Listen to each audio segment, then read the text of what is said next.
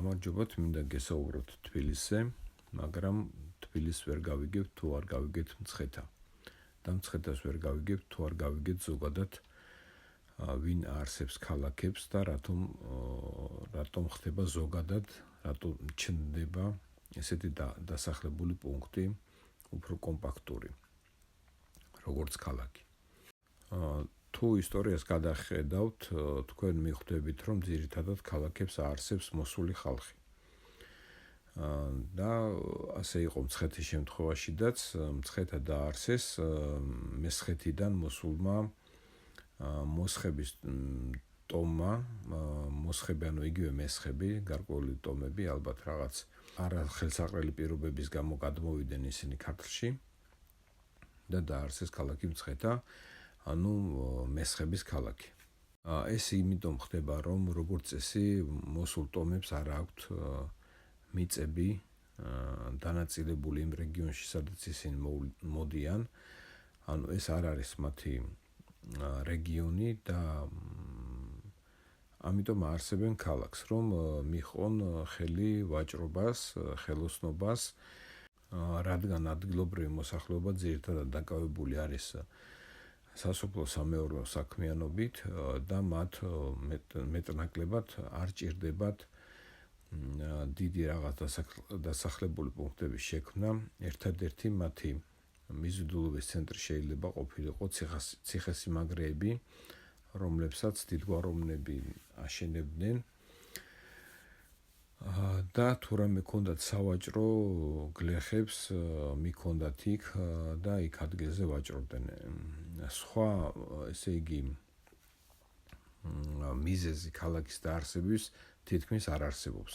ანუ პირველი მიზეზი ქალაქის დაარსების ეს არის მოსული ხალხი, რომელიც მოდის რაღაც ტერიტორიაზე, სადაც მათ არ აქვთ მიწები, არ ფლობენ მიწებს და ამიტომ არ შეუძლიათ, რომ სასოფლო-სამეურნეო საქმიანობით დაკავდნენ. თუ არა და მაშინ მათ უნდა, ესე იგი, ომით უნდა დაიპყრონ და ვინც არის იქ ადგილობრივები, ესე იგი, გაასახლონ ძალით. ან მეორე ვარიანტია, რომ შექმნან ესეთი სავაჭრო, სახელოსნო ადგილი, სადაც ადგილობრივი მოსახლეობასთან ერთად ისინი შექმნიან რაღაც ეკონომიურ ურთიერთობებს და ამით გამოიკვებავენ თავის თავს. თბილისი არ იყო უკაცრიელი ადგილი, ეს იყო კურორტი, დასასვენებელი ადგილი დიდგვაროვნებისთვის მცხეთიდან, დაახლოებით ისე როგორც მაგალითად ქუთაისში არის წყალტუბო. ანუ რა მინდა ვთქვა, ქალაქების დაარსების პრინციპიდან, რაც უკვე ვთქვი, რომ ქალაქებს აარსებს მოსული ხალხი, ვახტანგ გორგასალი გახლდათ ხოსროიდების დინასტიიდან, ირანული წარმოშობის და როდესაც მან იმძლავრა ქართლში, მან დაარსა ქალაქი თბილისი თავისთავად და ეს პირდაპირ მიუთითებს იმაზე, რომ ის იყო მოსული ქართლში, რადგანაც თვითონ მცხეთელი რო გაძლიერებულიყო, ის გაადიდებდა, ასე ვთქვათ, მცხეთას და უფრო გაამაგრებდა და უფრო დიდებულს გახდიდა. მსგავსი შემთხვევები ჩვენ გვხვდება ასევე შავი ზღვის სანაპიროზედაც, სადაც ბერძნებმა დააარსეს რამოდენიმე ქალაქი და ზოგადად ასეთი რაღაც ხდებოდა ძველად ისტორიაში, გნებავთ იგივე ამერიკის აღმოჩენა და ასე შემდეგ. ეხლა რა იყო მაშინ, საქართველო იყო, არ იყო, როდიდან იყო საქართველო, ეს უკვე სხვა თემა. მესხები, ანუ მოსხები ქართველური ტომი არა საკვირველია. სომხებიც ქართველების უახლოვესი მონათესავე ტომი არიან, მონათესავე ხალხი არიან. სხვათა შორის მე ვარჩევ სომხებს და არმენებს.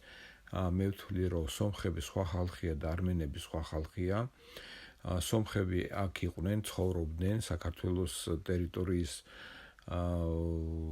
იქეთ, ასე ვთქვათ, მიღმა სომხური მიწები იყო რასაკვირველია და შემდეგ მოვიდნენ უკვე არმენები და სხვათა შორის სომხებს მარტო ჩვენ და ოსები ვეძახით სომხებს.